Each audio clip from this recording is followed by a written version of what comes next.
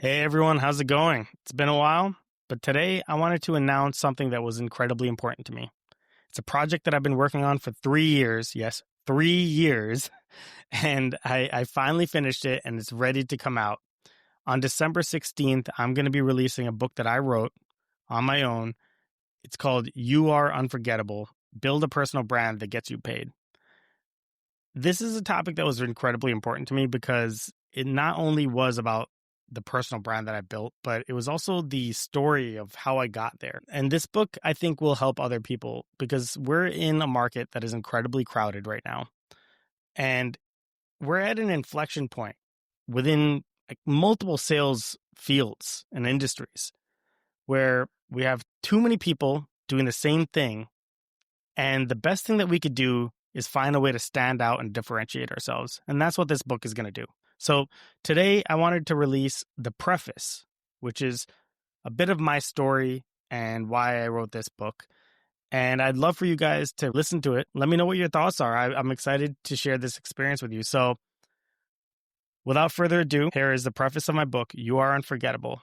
Build a personal brand that gets you paid. Preface. Crossing the Rubicon. I was 13 the last time I tried to erase what made me, me. It was a few months after the attacks on September 11th. The world felt uncertain, fearful, and divided. I was an American Sikh, a kid who wore a turban and kept his hair uncut as my faith teaches. In Sikhism, our hair is sacred. It represents strength, humility, and our duty to stand up for what's right. For centuries, Sikhs have been taught to stand out intentionally.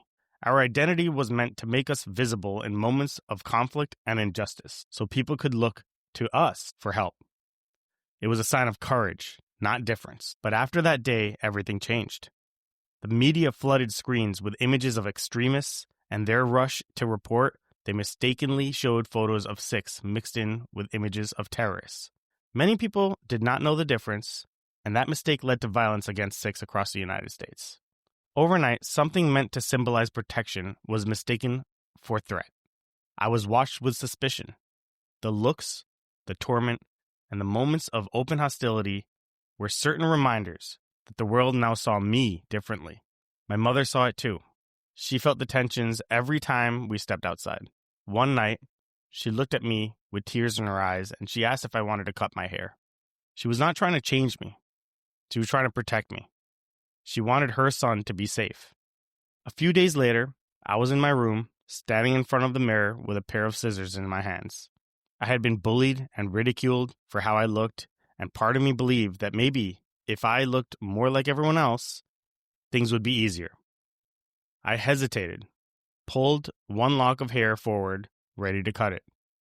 My hands trembled, and I began to cry, realizing my mistake. In that moment, I knew what I had done. I was not only about to cut my hair, I was about to cut a piece of myself away. I was trying to remove the very thing that made me who I was. That decision became a turning point. It was the first time I truly understood what it feels like to lose yourself in the process of trying to belong. It was also the moment I made a promise to myself that I would never do it again. I would never hide who I was to make other people feel comfortable. I would never change myself for acceptance. In that moment, I decided that no matter how difficult it became, I would stand out rather than disappear. That moment became my turning point, my personal Rubicon. In ancient history, Julius Caesar stood before the Rubicon River with his army, knowing that if he crossed it, there would be no turning back. Crossing the river meant defying the Roman Senate and starting a civil war. But Caesar crossed it anyways. He made the choice that would define his legacy. His words, "The die is cast," signified the point of no return. That day in my bedroom, scissors in my hand, I cast my own die. I promised myself I would never cut my hair. I would never again try to dilute my truth to make other people feel comfortable. I would accept who I was, even if that meant standing alone. And in many ways, I did stand alone. I share this story because it was the first time I realized that my real fight was not against hate or ignorance. It was against the quiet voice inside me that told me I was not enough. The voice that said, hide, shrink, make yourself small so you can survive. But that decision taught me something powerful. The parts of you that feel hardest to accept are often the very parts that hold your greatest strength. From that day forward, I stopped trying to be what others wanted. I stopped trying to be invisible. I started to show up as myself, not a watered-down version, not someone safe or easily palatable, just me, fully and completely. And it worked. That moment, painful as it was, marked the beginning of my journey towards true self-acceptance. It was the first time I chose to embrace myself rather than run from who I was. I began to see that fear is not always a stop sign. Sometimes it's a spotlight. It shows you exactly where you need to go. If something terrifies you, it might be because it is important. And if you want to grow, you must move towards it. Being Sikh in America taught me what it means to stand out before I ever learned how to fit in. My turban and my beard made me visible in ways that most people will never experience. And because of that visibility, I became a target. I learned early that the world could be cruel, especially to those who look different. Over time, that cruelty chipped away at my confidence. I started to believe that if I could just be more like everyone else, life would be easier. But the truth is, easy is not the goal. Fulfillment is. Impact is. Wholeness is. And you cannot reach any of those things if you are busy trying to be like everyone else. Now, I do not want to be normal. I want to be unforgettable. In life and business. And the first step to becoming unforgettable is deciding that your truth is more powerful than your fear, that your difference is your strength, that your story, no matter how complicated or painful, is worthy of being told. When you make that choice and decide to show up fully as yourself, you begin to attract people, opportunities, and experiences that are meant for the real you. Not for the mask that you wear, not for the version of you that plays small to fit in, but for the person you were always meant to be. That is when the shift happens. That is when your story begins. And that is when you stop surviving and start becoming.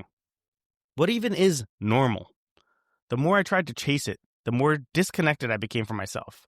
Conforming never brought peace. It only created confusion and exhaustion. Every time I tried to fit in, I felt like I was abandoning a part of who I was. I came to realize that normal is often just a disguise for fear. It is the mask that you wear to avoid judgment. But the truth is, normal is a moving target, and chasing it will never lead to fulfillment. The story I told above was the first time I chose to accept myself. It was one of the hardest things I had ever done. But it sparked something. Over time, I started to understand that what made me different was not something to hide or apologize for. My differences were my strength. The very things I once saw as liabilities, including my appearance, my background, and my personality quirks, were the exact things that set me apart. They were not flaws. They were my edge. They were my superpowers. That same mindset was tested again during the COVID-19 pandemic. The day before the lockdown began, the 4 deals I had in progress all collapsed, one after another. Just like that, months of work and all of my expected income disappeared. I was devastated. But I also knew I had a choice. I could let that moment break me, or I could use it to evolve. Instead of sitting in despair, I decided to pivot. I wanted to use that downtime to reinvent myself. I needed to stand out in a sales market that was already full of talented people trying to do the same thing. I had to be remembered. I had to be different. That was the moment I fully committed to building my personal brand. With the help of my sister Rubina, I came up with a bold idea. We created a cartoon-like sticker of my face and made it my logo. At first, the idea felt awkward. Putting my face, the same face I had been bullied for as a kid, on a sticker for the world to see felt vulnerable. But I had learned that discomfort often means you are on the right path, so I leaned into it. I printed the stickers and started distributing them everywhere. I added them to all my marketing materials. I gave them to people I met. I made them part of the experience of working with me. And slowly, something incredible began to happen. People started to recognize me. They remembered my face and my name, and my sales business began to grow again. By leaning into the exact thing that once made me different, I unlocked a new level of confidence and visibility. I stopped hiding, and people started to pay attention. So I want to ask you a question. What part of yourself are you hiding? Is it a physical trait you've been trying to cover up? A talent you've kept to yourself? A passion you never shared out of fear of judgment? Maybe it's your story, your truth, your personality. Whatever it is, I want you to ask yourself why you've been keeping it in the dark. And I want you to consider this. What if the very thing you are afraid of is the thing that could change everything? The thing that could help you succeed in your personal and financial life. We live in a world that tells us to edit ourselves into perfection. Social media is filled with filtered faces, AI-enhanced images, and curated lives that create impossible standards. We are encouraged to shrink our personalities, to smooth out our edges, to look and act like everyone else. It is no wonder so many people feel disconnected from themselves. We have been taught to view uniqueness as something to fix rather than something to celebrate. But the mold we were told to fit into is boring. Real life is not airbrushed. It's messy. It is complicated. And it is beautiful because of its imperfections. The moment you stop hiding what makes you different and start embracing it, your entire world begins to change. Now ask yourself this. What is the cost of continuing to hide? What dreams will never happen? What relationships will never begin? What business ideas, creative projects, or life-changing moments will pass you by simply because you are too focused on blending in? Waiting is not harmless. It is dangerous. Life compounds quickly. Every action you take in alignment with who you really are builds momentum. Every action you do not take builds regret. The longer you wait, the more potential slips through your fingers. But what if you did the opposite? What if you stopped waiting and started owning everything that makes you unique? What if you decided that your voice matters? That your story is valid? That your presence deserves to be seen and heard? What kind of life could you build from that place?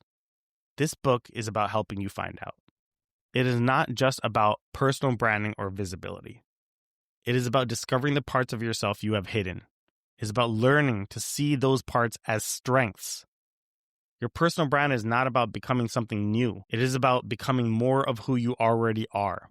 It is about aligning your values, your voice, and your actions so that you show up with power and purpose in every part of your life. There will be discomfort. There will be criticism. Not everyone will understand. But the reward is authenticity. It is alignment. It is peace. When you embrace your uniqueness, the people who are meant to find you will, and the opportunities that come your way will be a better fit because they are aligned with the real you. So I ask again, are you ready? Are you ready to stop blending in and start standing out? Are you ready to stop chasing perfection and start choosing purpose? Are you ready to go all in, to fully commit to the version of yourself that you have been waiting to become? If you are, then this book is your guide. We're going to walk through this together. You will learn how to identify your strengths, own your story, and show up with confidence. You will see examples of people who turn their pain into purpose and their differences into brands that leave a lasting impression. You will learn practical steps, mindset shifts, and real tools to help you build a brand that not only helps you succeed, but also helps others grow. You do not need to change who you are. You just need to lean into it. Start today. Take a small action. Speak your truth. Share your story. Make one bold move towards the life you actually want. The results will build over time. They will compound into something powerful. This book is here to guide you, support you, and challenge you. If you do the work, it will change how you see yourself. It will change how the world sees you. Create your personal brand, not just to stand out, but to build a business that earns you income.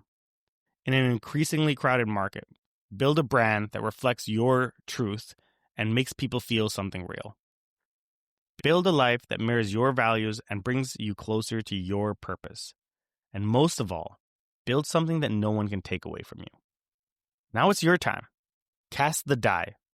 Cross your Rubicon. Let's build a personal brand that is unforgettable because you are unforgettable.